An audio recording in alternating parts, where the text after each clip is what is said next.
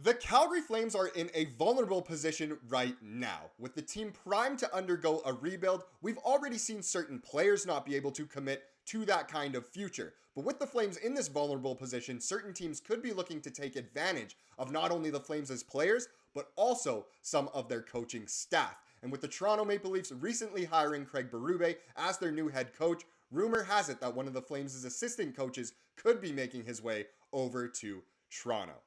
Welcome to Flames Digest. I'm Mark Griffith. If you're new around here and you love the Flames, make sure you subscribe because only right around 21% of the people watching are subscribed. So if you want to stay up to date on all the latest news, updates, reports, and rumors revolving around the Calgary Flames, then make sure you join the fastest growing community of Flames fans on the internet. We would love to welcome you to the Flames Digest family. And I have to thank you guys from the bottom of my heart. You guys have been killing it with the interactions lately and the subscriptions lately. I truly can't thank you enough. Love the community and the family we are building here at Flames Digest.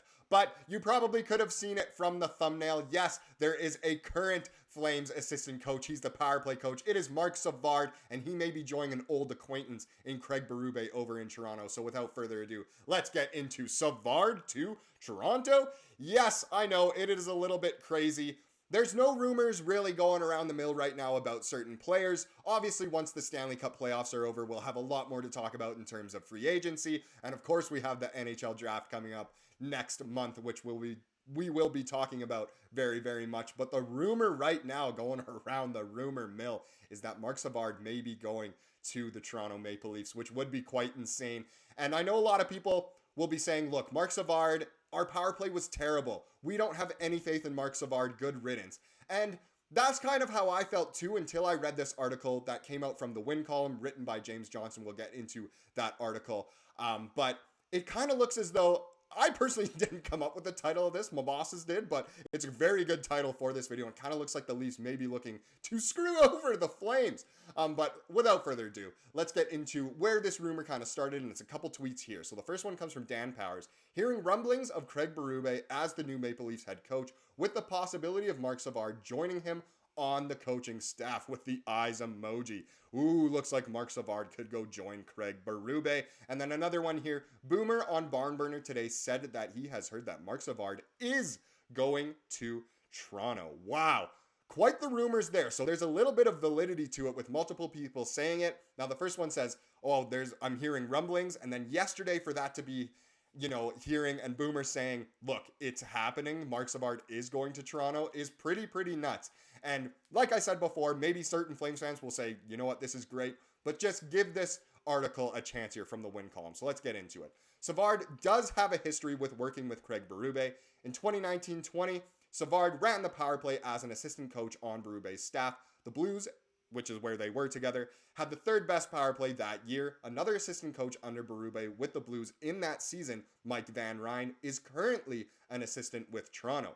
Van Ryn joined the Maple Leafs for the 2023-24 season and runs their defense. So that kind of shows why it makes sense for Marc Savard to go to the Toronto Maple Leafs now that Craig Berube is there. They can kind of reassemble this staff that was very good in the late 2010s, early 2020s on the St. Louis Blues. I know they've kind of had a bit of a fall from grace now with a lot of their, main pieces from that Stanley Cup winning team and others leaving. But it looks like they're kind of trying to reassemble the Avengers here, if you can call them that, in Berube, Van Ryn, and Marc Savard. Personally, for me, Mike Van Ryn, the only highlight I can think of is when he was playing against Boston and got hit right through the glass.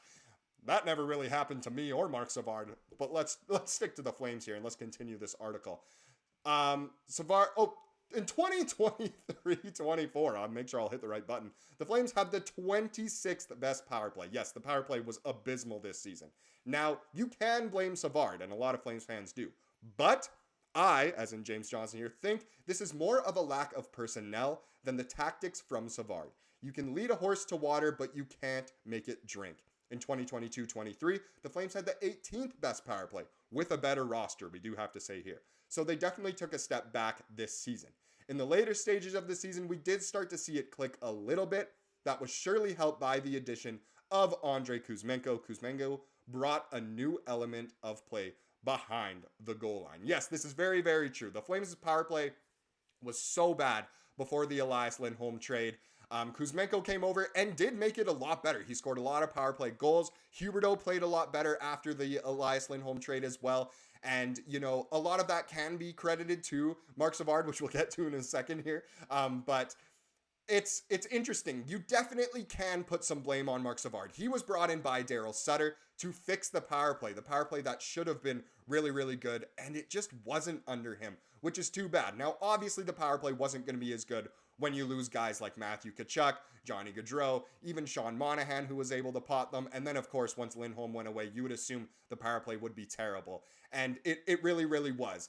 But the Leafs, they see something in here, and maybe they are trying to screw over the Flames a little bit by pouncing on this vulnerability of the Flames' staff. And it could be the players too, not necessarily from the Leafs, but other teams may be looking at certain players that maybe don't want to be here, because we've seen in the past that players do not want to commit to this team through a rebuild. You know, you look at Noah Hanifin, who definitely wanted out, guys like Zadorov, who were vocal about it. Even Jacob Markstrom is kind of vocal about it. That one maybe not more so because of a rebuild, maybe it's more so because of internal affairs. But either way, there's a strong chance that he could find his way over to Toronto. And of course there, I'm talking about Marc Savard. Now, I've already gotten lost in my buttons. Did we do this one? No! Jonathan Huberdeau does credit his improved play in the new year to Savard as he began taping his sticks. Savard was no doubt a positive influence within the Flames dressing room in 2023. So that kind of shows why Marc Savard is valuable to this team. The players really, really like him. It's not like he's that far out of his NHL career, his short and unfortunate NHL career. But look, if he tapes the sticks for Huberdeau, well, geez, if he does go over to Toronto to the Leafs, then we will have to find a new man to tape Jonathan Huberdeau's sticks. If there's anything I want you to take out of this video, it is that Marc Savard is valuable because of his stick taping jobs. I'm sure he'd love to tape the stick of Austin Matthews. I couldn't believe what I was reading there, but it does show, you know what? He's willing to do what it takes in order to help this Calgary Flames team, and I'm sure he'd be doing the same over with the Toronto Maple Leafs. So maybe it is a little more valuable to keep Marc Savard around. I thought that was a hilarious, honestly, anecdote from that article, because who would have thought it was a stick taping job that made Jonathan Huberdeau a little bit better in 2024 than he has been with the rest of the time as a Calgary fan. Now let's wrap up this article with, we will see if these rumors have any merit. Craig Berube is set to be introduced as the Leafs head coach in a press conference on Tuesday, after the long weekend, of course. Savard reportedly has some term left on his current coaching contract with the Flames. It is very rare that a team gives a coach permission to move to another team to take on the same role. Yes, so when it comes down to it, of course Savard can ask for permission and the Flames may grant it, but at the end of the day, Savard is under contract for the Flames, and maybe it will be more valuable to keep him. A guy with good NHL experience, and he knows these guys already, knows their strengths and weaknesses. It could be valuable for the Flames to keep Marc Savard. I know this is a crazy rumor. Who thought we'd be making a video about our power play coach? But here we are. Now let's get into the next part of this video with just a quick little IIHF roundup. Now, as I am recording, Team Slovakia and Martin Pospisil are currently playing. No news to say so far. He does not have any points.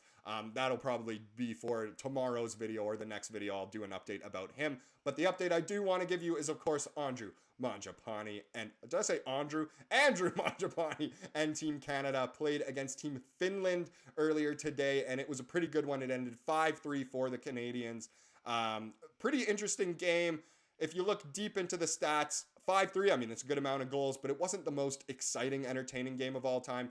Mangiapane got 1 assist, so it's good that he's getting on the score sheet. He's actually playing on a pretty good line with, it was Dylan Cousins and Michael Bunting, at least from just the couple highlights I watched, that was the line. Seems like it was a pretty good line and gelling pretty well. Hopefully they'll be able to produce even more. We should get Monge back with Nick Paul, and Canada's a shoo-in to get the gold medal at these World Championships. But of course, I'll keep you updated on Pospy and Eat Bread as the tournament goes on. Now let's wrap up this video with the comment of the day, everyone's favorite part of the day. And this one, of course, once again goes with some draft scenarios, because I love reading every single one of your guys' theories, potential trades, potential picks, all of that down in the comments. So make sure you do comment down below if you want to be featured as a future comment of the day. But I like this one here from Don't Poke the Bear 4190. If the Flames can make a couple trades at the draft for high picks, I can see a full turnaround in 3 to 4 years. With this many picks, the Flames will probably hit on some core players for the future. Yes, we know not every single pick is going to be a home run, but the more you have higher up in the draft, the better chance you have of really getting those home runs and finding your players of the future. Not every single player is going to be generational, but you could find a stud that could really stick around and really be a positive influence on the team and help them through this rebuild into that window of contention we all seek so badly. I can't wait for that. Hopefully the Flames do get some more higher picks, not only this year, but in the next couple of years as well. Thank you so much for that comment. I also want to thank you for watching this video. Please subscribe if you like what you saw here today, and have a wonderful rest of your day.